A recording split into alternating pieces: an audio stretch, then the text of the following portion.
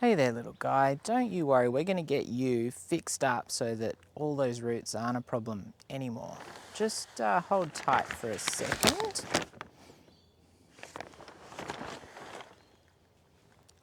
Look at this. It's amazing. All fixed up. Hey there, gardeners. What's going on? Basically, our garden bed here has been dug out and totally replaced.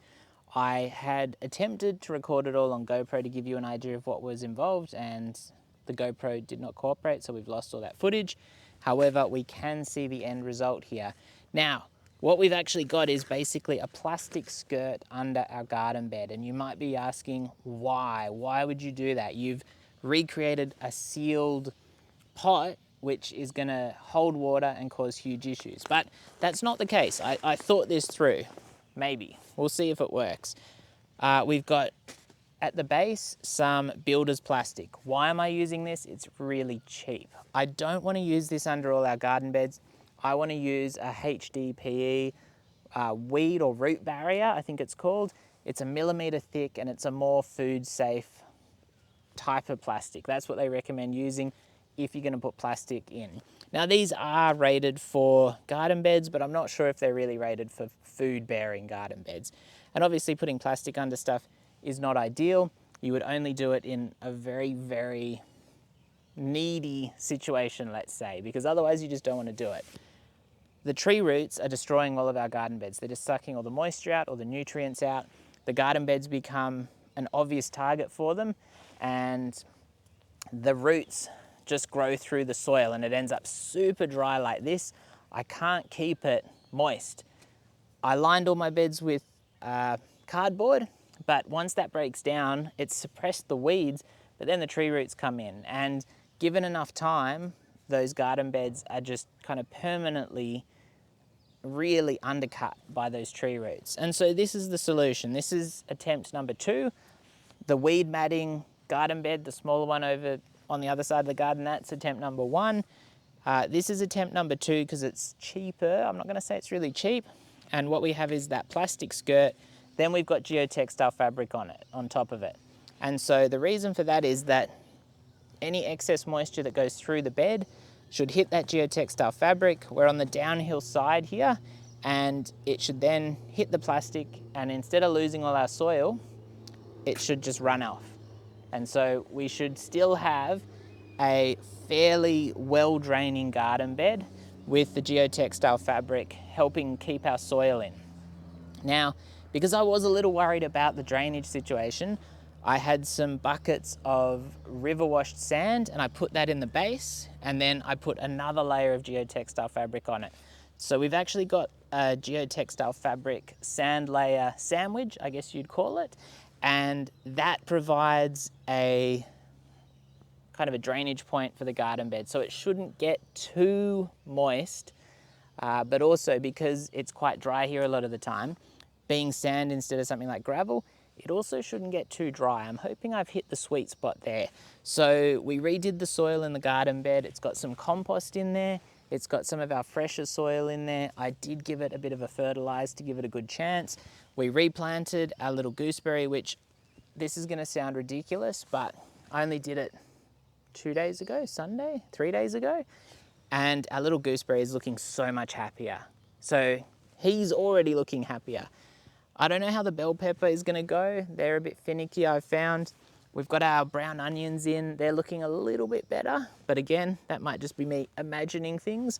But we've got this set up in a way which hopefully will solve the root issue for a lengthier period of time. So hopefully years, it needs to last years. As far as this overhang of plastic, that's really important. There's overhang on every side, and we're probably gonna put rocks and things and then fold this up like this, because what we don't want is we don't want that plastic getting overtaken by like grass and soil, and then the tree roots getting back in. That was the real big problem. We don't want that to happen again, because once they're in there, they're much harder to deal with. And so obviously this gives us a very visible section where we can see if that's a problem. The other thing you could do is you could line the garden bed with your plastic, and then you could put like a drainage hole somewhere.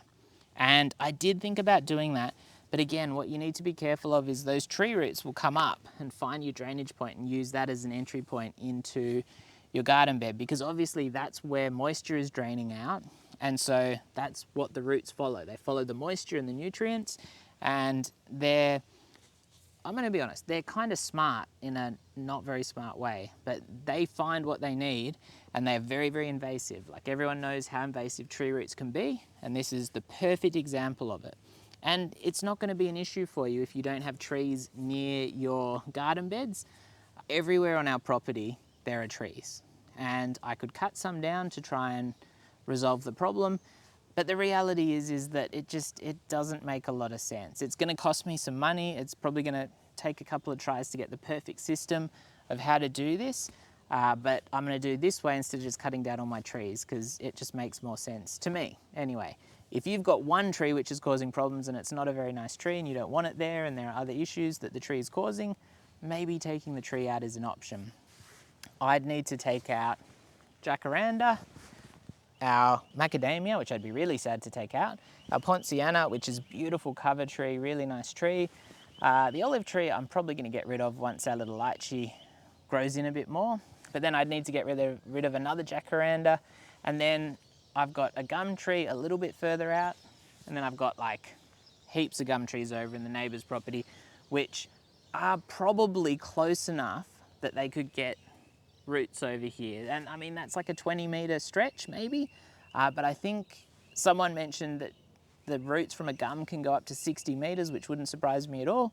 And yeah, there's a real challenge there in trying to exclude those roots, and hopefully do it in a way where we're not just having to kill things indiscriminately to get something to work. Because I mean, you know, if you're absolutely like, let me put it an honest way.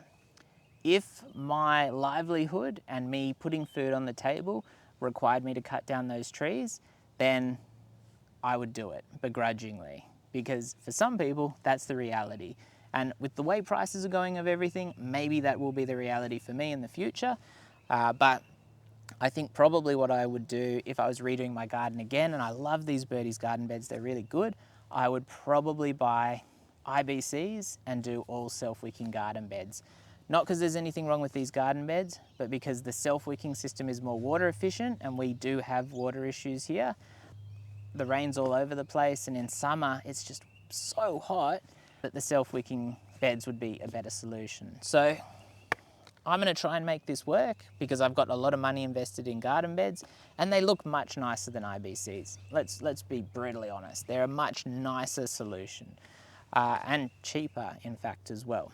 Even if I have to do this, they'll still work out cheaper, but we need some problem solving to get them to work for my circumstance, and that's not necessarily going to be your circumstance.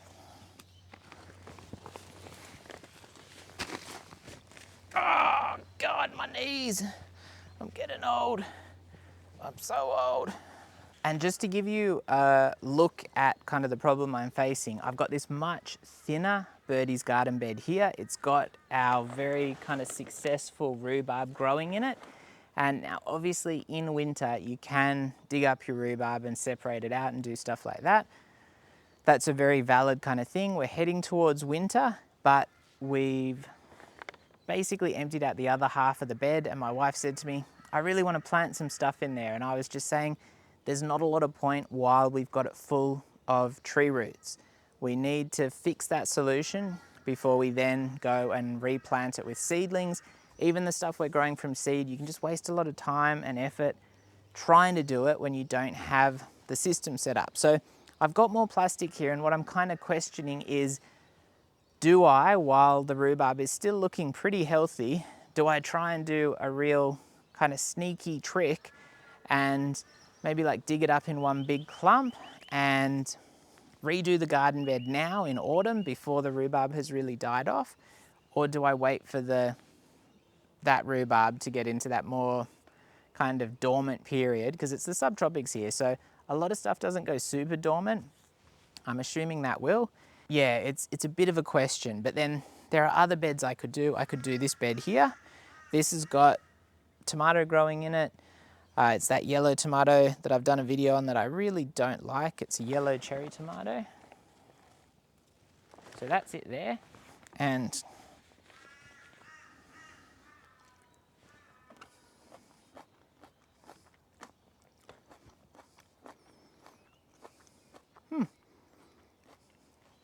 tastes a little bit better over here than in the other garden bed, but still like a super thick skin. Not the most pleasant thing to eat. Not the nicest cherry tomato. Not that fussed about him. We've got our perpetual spinach, some chives, I think some bell peppers over the back. It's a bit of a mishmash, but our little bandicoot has been coming and digging in here for worms and bugs and stuff like that. He loves this garden bed, and that is probably a sign that the soil in this is a little bit better than in some of the other garden beds, because the ones that are totally root bound from our surrounding trees, he obviously struggles to dig into them, so he picks the garden beds which are just a little bit nicer. So anyway, I've got a 2.6 by 2 meter long piece of plastic, which could do, I think, most of these beds. Most of them would fall under that size. Our biggest beds are the 2.1 by 1.2 Birdie's garden beds, like the one with our asparagus in it. And I've been noticing our asparagus struggling this year, and it's because that root system from the trees is all through that garden bed, and it's competing with our asparagus, and it's out competing our asparagus, and they're really, really struggling. And the big issue there is if I put plastic under that garden bed, I need a really good drainage system to make sure that those asparagus don't end up with wet feet, because they hate that. So that's what they don't like. And as much as I like these Birdie's garden beds, they're 370 tall, and I feel like I might have to see if Birdies have got a slightly larger, slightly taller garden bed, not their 740s, which are really deep. I need like a 500, because that'll give us a bit more root space if we do put a liner in, and then we can maybe put a layer of something for drainage, maybe gravel, and we can set up that bed in a permanent fashion that is going to benefit the asparagus in being in their own bed where they're not competing against all the trees, because they're a long-term kind of thing, but also still give them the drainage they need, because the tree root situation, I can see those asparagus going downhill. It is heading into winter, so they do go into kind of hibernation. They lose all their leaves and everything, but they've been not great for a while. So it's not just the cooler weather that's impacting them. Last year, the asparagus were doing much, much better at this time of year.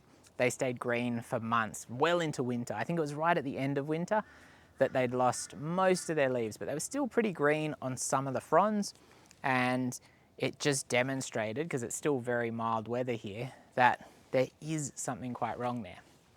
The good thing about asparagus is, like our rhubarb, it is a crown vegetable, fruit? I don't know. Fruit, I guess. No, it'd be a vegetable.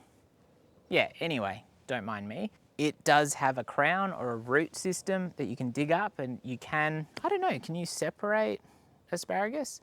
I don't even know about that one, but you can dig them up and you can relocate them, because I bought a couple of crowns and I bought a couple of seedlings, and we've got a mix there.